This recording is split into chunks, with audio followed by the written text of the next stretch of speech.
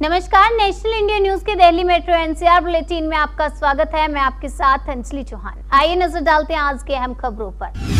Corona संकट के बीच राजनीति गर्म है। राहुल गांधी ने एक बार फिर मोदी सरकार पर हमला बोला है। राहुल ने केंद्र सरकार की वैक्सीन रणनीति की तुलना नोटबंदी से की है।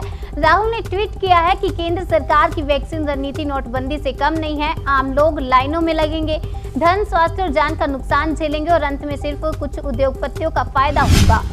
कोरोना मरीजों के लिए एक अच्छी खबर सामने आ रही है। देश भर के अस्पतालों में कोरोना से बिगड़ते हालातों के कारण बेडों की कमी होने लगी थी। रुड़की से बीजेपी विधायक प्रदीप बत्रा ने एक अनोखी पहल की शुरुआत की है। प्रदीप बत्रा ने कोरोना से संक्रमित मरीजों के लिए बेड मुहैया कराने के लिए सिंचाई विभाग के भवन को कोविड सेंटर में तब्दील कर दिया है, जिसमें करीब 150 बेड का आइसोलेशन सेंटर बनाया गया है।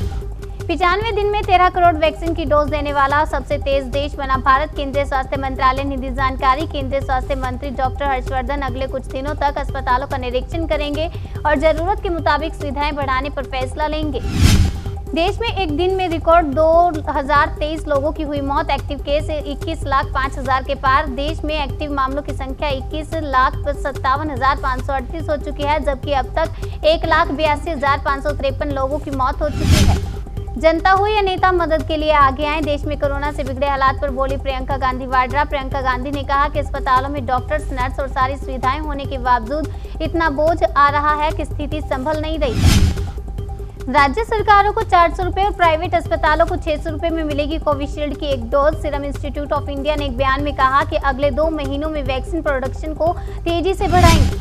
सरकार ने करोड़ों हेल्थ वर्कर्स को दिया बड़ा तोहफा। इंश्योरेंस स्कीम को 1 साल के लिए बढ़ाया, मिलेंगे 50 लाख का कवर। सरकार ने हेल्थ केयर वर्कर्स के लिए बीमा योजना को 1 साल के लिए बढ़ा दिया। इंश्योरेंस स्कीम के तहत हेल्थ वर्कर्स को 50 लाख रुपए का एक्सीडेंट कवर मिलता है। एसबीआई ने 44 करोड़ ग्राहकों को किया सावधान। किसी से ये जानकारी शेयर करने से पहले 2 बार सोचें, वरना खाली हो जाएगा खाता। एसबीआई ने अलर्ट किया है। एसबीआई ने ट्वीट कर अपने ग्राहकों का अलर्ट करते हुए कहा कि अपनी पर्सनल जानकारी अपने पास ही रखें। इसे किसी दूसरे से साझा करने से पहले 2 बार जरूर सोचें। भारत में दूसरी लहर के पीछे कोरोना का एक और नया रूप अब मिला। Triple mutation. महाराष्ट्र, दिल्ली, पश्चिम बंगाल और छत्तीसगढ़ से लिए गए सैंपल में नया म्यूटेशन होते देखा गया है। ये वो राज्य हैं जहां कोरोना की दूसरी लहर में मामले तेजी से बढ़े हैं। इन राज्यों से लिए 17 सैंपल में ऐसा दिखा है। माना जा रहा है कि डबल म्यूटेशन वेरिएंट के कारण ही मामलों में इतनी तेजी रफ्तार से बढ़ोतरी हुई है। श्रमिकों का पलायन रोकने के लिए दिल्ली सरकार ने बनाया प्लान। हाईकोर्ट को बताया देंगे 5-5 हजार रुपए। दिल्ली में पंजीकृत श्रमिकों की संख्या 1,71,861 है, जिन्हें आज से अरविंद केजरीवाल सरकार 5-5 हजार रुपए कोविड रिलीफ के तौर पर देगी। बता दें कि दिल्ली हाईकोर्ट ने श्रमिकों को लेकर सरकार से रिपोर्ट मांगी थी। महाराष्ट्र की जेलों में कोरोना विस्फोट। अब इंद्राणी मुखर्जी समेत बाईकुला जेल में 38 कैदी पॉजिटिव। अगली खबर भी महाराष्ट्र से जुड़ी है। रेलवे पॉइंट्समैन शेलके ने जान जोखिम में डालकर बच्चे को बचाया। रेलवे देगा 50,000 रुपए का इनाम। रेलवे कर्मचारी मयूर शेलके ने बताया कि जब मैं ड्यूटी पर था तभी एक बच्चे को ट्रैक पर गिरता हुआ देखा। पहले तो झिझका, लेकिन फिर दौड़ा। शेलके ने अपनी जान की बाजी लगाकर बच्चे को जिंदा बचा लिया। भारत से ब्रिटेन जाने पर रोक। एयर इंडिया ने 24 से 30 अप्रैल तक के लिए रद्द की उड़ानें। ब्रिटेन में कोरोना वायरस के तथाकथित भारतीय रूप से पीड़ित होने के 103 मामले सामने आए हैं। इनमें से अधिकतर मामले विदेश से लौट रहे यात्रियों से संबंधित हैं। दिल्ली के कुछ सरकारी और प्राइवेट हॉस्पिटल में ऑक्सीजन की फ्रेश सप्लाई हुई शुरू। गंगाराम अस्पताल को निजी विक्रेताओं से तड़के 3 बजे से पहले 5000 घन मीटर के ऑक्सीजन की सप्लाई हुई।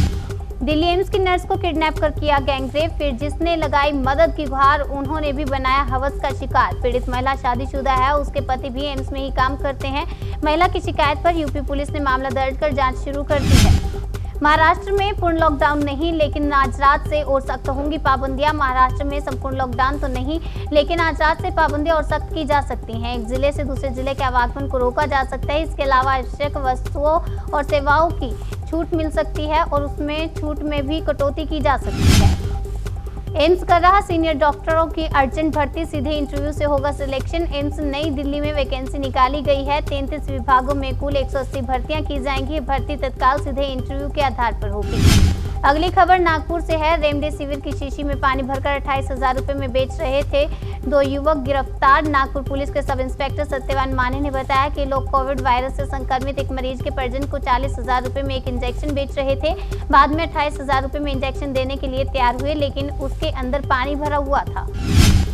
दिल्ली मेट्रो एनसीआर बुलेटिन में बस इतना ही। बाकी की तमाम खबरों के लिए बने रहिए हमारे साथ और देखते रहिए नेशनल इंडिया न्यूज।